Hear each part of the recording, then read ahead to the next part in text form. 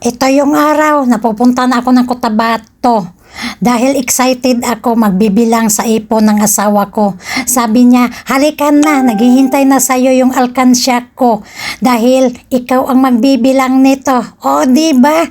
Kay sarap ng buhay ko, uuwi lang ng Cotabato dahil ako daw magbibilang ng tigom niya ba? Kanang tigom niya sa alkansya, ginuhulog niya sa araw-araw niyang pamamasada sa muang tricycle nga payong-payong na amuang napalit. Oh, ako anang napalit sa kuskus na ko dire sa ibang bansa. Maunay among na-invest ako ang mga asawa. Nakapalit mi payong-payong, maunang sa araw-araw yan pamamasada.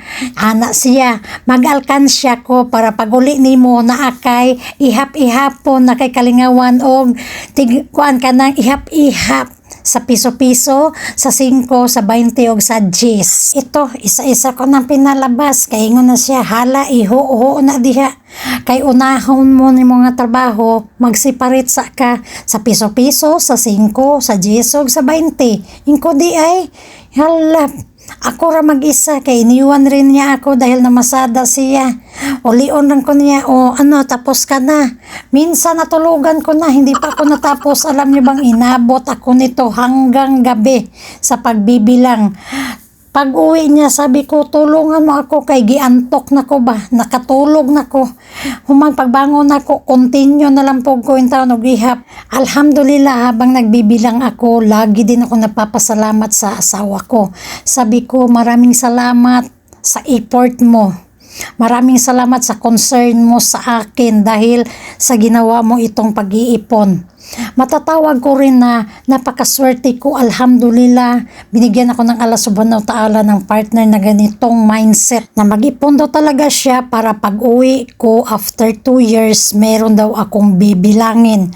Kahit man daw piso-piso ang hulog niya, 20 Gs, magkano lang daw ang matira, at least meron daw siya mahulog sa iyahang alkansya para meron daw akong makikita sa aking pinaghirapan sa ibang bansa bilang OFW. Kay di daw biro ang ako ang trabaho. At nakita nyo yan, sobrang dami. Sobrang saya ko habang nagbibilang ako dahil hindi ako makapaniwala. Dahil last year, hindi ganito kadami. 21K din last year ang nabilang ko. Pero ngayon, mas marami siya. Kaya sabi ko, ang dami naman ito. Paano mo to inipon? Sabi niya, habang nagtatrabaho ako, sa umaga namamasada ako para may panghulog talaga ako sa alkansya. Kaya ayan, pinakita ko sa inyo ang payong-payong namin ha ng aking asawa. Sabi ko, oy, pasakya ko sa akong payong-payong. Itur ko diri sa dalikan. Hala, magasolina tag 1 ka litro. Kay para magikot-ikot ta hanggang mga hilo na ta diri sa dalikan. Kay wala pa ko kasakay ani nga magtortorta, masakay ko ani padong tag palengke permanente.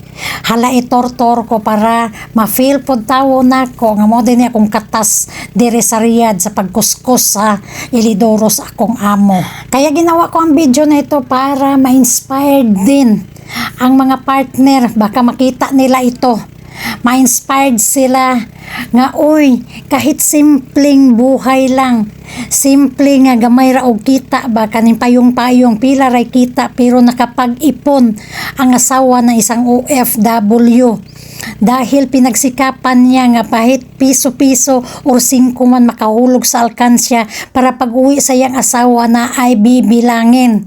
Sana ma-inspired sila at matauhan nga hindi dapat iaasa lang kay OFW dahil walang mangyayari kapag sahod lang permanente ang ato ang saligan. Pangbayad sa utang, kuryente, tubig, sa eskwelahan, pagkaon, babalik at babalik na sunod buwan na naman, ganun pa rin, walang maiwan matapos ang kontrata na walang ipon. Payong-payong man or tricycle lang, piso-piso man o 5-5 or 10 man.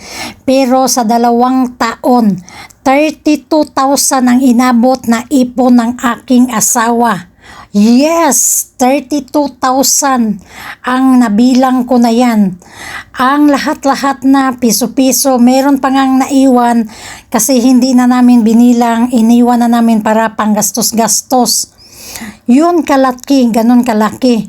Kaya dyan makikita nyo, pinag-ipon-ipon ko na tag 100, 200 para pabaryahan na namo og papel sa Cotabato. Dinala namin sa Cotabato para dalhin namin doon sa bangko, ipapapel namin or ipabil na siya ba.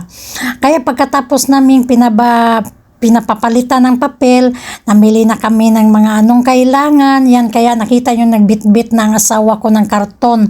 Namili kami, tapos ang iba naman, bumili na rin ako ng dadalhin ko pabalik ko dito sa Saudi. Sana na-inspired kayo sa video ko na ito na kahit gaano man kaliit ang kita sa araw-araw, payong-payong, tricycle at ano man yan, kung magpursige ang partner natin na mag-ipon, piso 5, cheese 20, para pag-uwi ni OFW may bibilangin, magagawa natin yan. Kaya umpisahan mo na ngayon, kabayan.